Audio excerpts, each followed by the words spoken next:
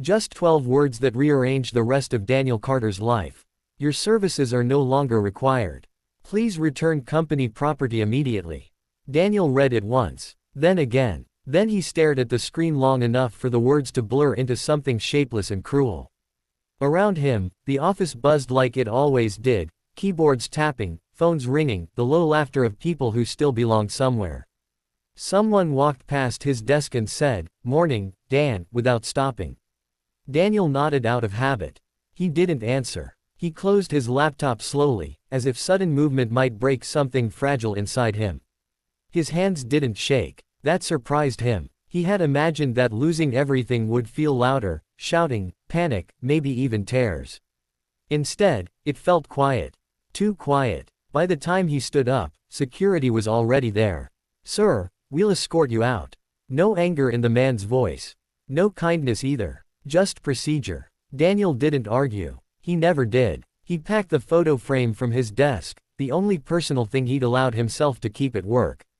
It was a picture of a little girl with messy brown hair and a missing front tooth, smiling like the world had never disappointed her. Lily. His daughter. He held the frame tighter than necessary as he walked past rows of desks he'd worked beside for 7 years. People looked up. Some pretended not to see him. Others offered looks filled with pity they didn't know how to express. No one said goodbye. The elevator doors closed with a soft ding, and just like that, Daniel Carter stopped being someone important. The bus ride home took 43 minutes. Daniel sat near the back, staring out the window as the city slid past him. Cafes full of laughter, construction workers shouting jokes, parents holding children's hands. Life, uninterrupted. He wondered how many of these people were one email away from losing everything. His phone buzzed. A message from Lily's school. Reminder, field trip payment due today. Daniel closed his eyes. He didn't open the banking app. He already knew what it would say. He'd checked that morning, before the email, before the world tilted slightly off its axis. $312. Rent was due in 5 days. He exhaled slowly and pressed his forehead against the cold glass of the bus window. "I'll figure it out," he told himself. He always did. Their apartment smelled faintly of soap and old wood. It was small, 2 rooms, 1 window that stuck in the winter, but it had been enough. It had been home. Daniel placed his keys on the counter, hung his coat, and stood there for a moment longer than necessary. He was stalling. He knew it. At 3:30 p.m., Lily would come home. At 3:30 p.m., he would have to pretend that everything was still okay. He walked into the kitchen and opened the fridge. Half a carton of milk. 2 eggs. Leftover rice in a plastic container. He did the math automatically. "We can stretch this." He always stretched things. Lily burst through the door at exactly 3:28, backpack bouncing, cheeks red from the cold. "Dad, guess what?" Daniel turned and smiled. He'd practiced this smile in the mirror once, after her mother left. He'd learned how to make it look real. "What, bug?" he asked. "I got picked for the reading competition. Ms. Alvarez said I read like I'm telling secrets." "That's amazing," Daniel said, and meant it. He knelt and hugged her, breathing in the familiar scent of crayons and shampoo. For a moment, the weight lifted. "Did you work today?" Lily asked, pulling back to look at him. "Yes," he said automatically. The lie tasted bitter. "What did you do?" "Numbers," he replied. "Very boring numbers." She laughed. "I don't want to work with numbers when I grow up." He smiled again. "You don't have to." But as she skipped into her room, Daniel felt something tighten in his chest. "I might not get to choose," he thought. That night, after Lily fell asleep clutching her favorite stuffed rabbit, Daniel sat at the small kitchen table with the lights off. Bills were spread in front of him like accusations. Rent, electricity, school supplies, medical insurance he couldn't afford to lose. He rubbed his eyes and stared at the wall, where a faint crack ran from the ceiling to the floor. He remembered another night, years ago, sitting at a different table, in a bigger apartment. Emily had been there then. "You work too much," she'd said, arms crossed. "I'm doing this for us," Daniel replied. "For us?" She laughed bitterly. "You're never here, Dan. I feel like a single parent already." He'd wanted to argue, to explain, to promise things would change. Instead, he'd said nothing. 3 months later, she left. No fight, no screaming, Just a suitcase by the door and a note that read, "I can't live like this anymore." Life took everything else long before the job did. At 2:13 a.m., Daniel opened his laptop again. He applied for jobs he was overqualified for and underqualified for. Jobs that paid less than half of what he used to make. Jobs that didn't offer insurance. Jobs that didn't care. Rejection emails arrived faster than hope. "We regret to inform you." By dawn, his eyes burned and his hands felt heavy. He closed the laptop and leaned back in his chair. For the first time since Emily left, since the diagnosis bills, since the sleepless nights and silent dinners, Daniel allowed himself to feel something dangerous. Fear. Not for himself. For Lily. The next morning, he walked her to school. She held his hand tighter than usual. "Are you okay, Dad?" she asked. He looked down at her, this small person who trusted him with her entire world. "I'm okay," he said softly. She nodded, satisfied. But as she disappeared into the school building, Daniel stood there longer than necessary, staring at the door. Because for the first time, he wasn't sure if being okay was something he could promise. By the end of that week, the landlord called. "Daniel, I need the rent by Friday." "I know," Daniel said. "I'm working on it." There was a pause. "You always say that." "I'll get it," Daniel replied, his voice steady. After the call ended, he sat on the edge of the bed and stared at the floor. He didn't cry. Single fathers didn't have time for that. Friday came. So did the notice. Final warning. Daniel folded the paper carefully and placed it in a drawer Lily never opened. That night, he served dinner without telling her there would be no breakfast in the morning. She talked about her reading competition, about a girl who shared her crayons, about how she wanted to be a writer. "You can be anything," Daniel said.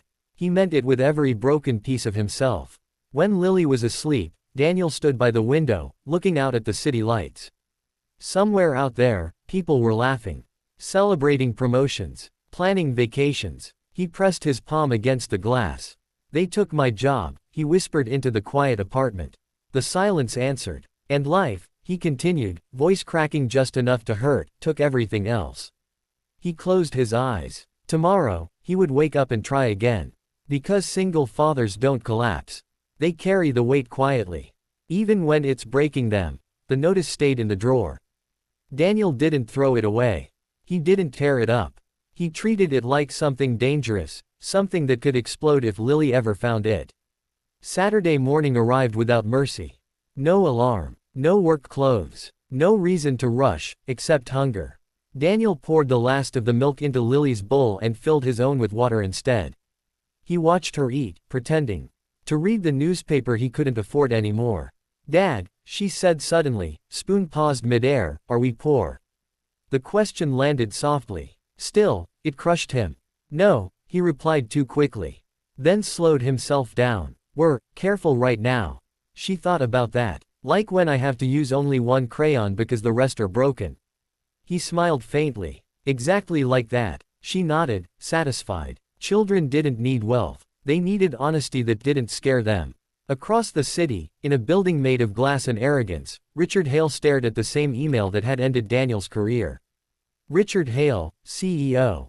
49 years old. Net worth reported in numbers too large to feel real.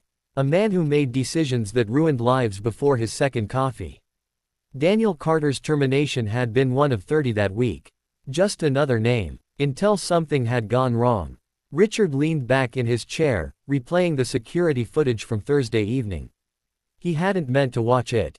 The HR manager had sent it accidentally while forwarding something else. There was Daniel, walking out of the building. No argument, no raised voice, no anger. Just a man holding a photo frame like it was keeping him upright. Most people left like storms. Daniel left like gravity had increased. Richard didn't know why, but it bothered him. It stayed with him through dinner. Through a meaningless conversation with his wife. Through the night. So on Saturday morning, without telling anyone why, Richard Hale did something he hadn't done in years. He drove himself. Daniel walked Lily to the library that afternoon.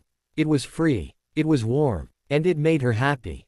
She sat cross-legged between shelves, reading aloud softly, her voice full of wonder. Daniel sat nearby, pretending to look at job listings on an old computer that lagged with every click. Position filled. Overqualified. We've decided to move forward with other candidates. He closed the browser and stared at his reflection in the dark screen. When did I start looking this tired? Dad, Lily whispered, listen to this part. He leaned closer as she read a story about a brave father who crossed oceans for his child. Daniel swallowed hard. Outside, a black car waited. Richard Hale sat inside, watching through the library window. He didn't know why he was there. He told himself it was curiosity. That he wanted closure for an unease he couldn't name. Then he saw the girl. Small, thin jacket, bright eyes. She ran into Daniel's arms when they left the library, laughing about something unimportant. Daniel laughed too. The sound hit Richard harder than any accusation ever had. That man wasn't lazy, wasn't careless, wasn't disposable. He was a father. Richard followed them, not closely, not obviously, at a distance that felt safer than guilt. The apartment building was old. Paint peeling, stairs that creaked like complaints. Richard parked across the street and watched Daniel unlock the door, usher Lily inside, then stand there for a moment as if bracing himself before following her in. The light in the apartment flickered, then stayed on. Richard didn't move. For the first time in years, he didn't feel powerful. He felt intrusive and ashamed. That night, Daniel made a decision. He packed a small bag. Not for Lily. For himself. He tucked it under the bed. If the landlord came again, if things got worse, he wouldn't let Lily see him beg.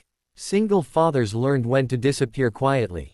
Sunday morning, there was a knock. Daniel froze. Lily looked up from her coloring book. Did you invite someone? No, Daniel said. The knock came again. Firm. Controlled. Daniel opened the door. The man standing there didn't belong in that hallway. Tailored coat. Clean shoes. A face Daniel recognized instantly, even without the office lighting. His heart dropped. Mr. Hale. Richard cleared his throat. Daniel Carter. Neither smiled. Neither spoke. Finally, Lily peeked around the corner. Dad, who is it? Daniel swallowed. Go to your room, sweetheart. She hesitated. Richard knelt. I'm Richard, he said gently. Your dad used to work with me. Lily studied him with unsettling seriousness. Did you make him sad? The question cut deeper than any lawsuit ever could. Richard opened his mouth, closed it. I think, he said slowly, I did. Lily nodded once, then disappeared down the hallway. Silence returned, heavier now. I'm not here to insult you, Richard said. Daniel laughed once. It was hollow. You already fired me. What else is there? Richard looked around the apartment, the thin walls, the patched furniture, the careful poverty. I didn't know, he said. Daniel's voice rose for the first time. You didn't care. Richard flinched. That may be worse, he admitted. Daniel crossed his arms. So why are you here? Richard hesitated. CEOs weren't supposed to hesitate. Because I followed you, he said quietly. Daniel stared. You what? I followed you home, Richard repeated. And I saw this. Anger flashed in Daniel's eyes. Then leave. I can't, Richard said. Why? Because I can't unsee your daughter asking if you made her father sad. Daniel's shoulders sagged. The fight drained out of him. They sat at the small kitchen table. Two men from opposite ends of the world. I lost my wife, Daniel said suddenly. Before I lost my job. Richard didn't interrupt. I worked harder. Stayed later. Thought money could replace presence. His voice cracked. Turns out it only replaces warmth. Richard looked down. My son doesn't speak to me, he said quietly. Hasn't in 3 years. Daniel looked up, surprised. Funny, Richard added bitterly, how success sounds until it echoes. There was a long pause. Then Richard stood. I can offer you your job back, he said. Daniel didn't answer. With a raise, Richard continued. Flexible hours. Full benefits. Daniel shook his head slowly.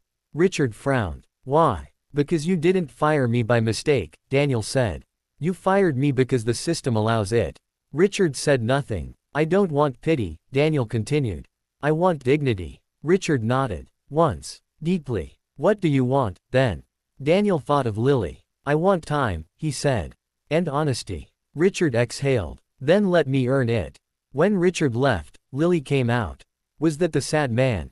She asked. Daniel smiled softly. Yes. Did you fix him? Daniel hugged her tight. No, he whispered. I think he's trying to fix himself. That night, Daniel unpacked the bag from under the bed. He'd put it back in the closet. For now, life had taken everything else. But sometimes it returned something unexpected. Not hope, not yet, but recognition. And for a single father, that was a beginning.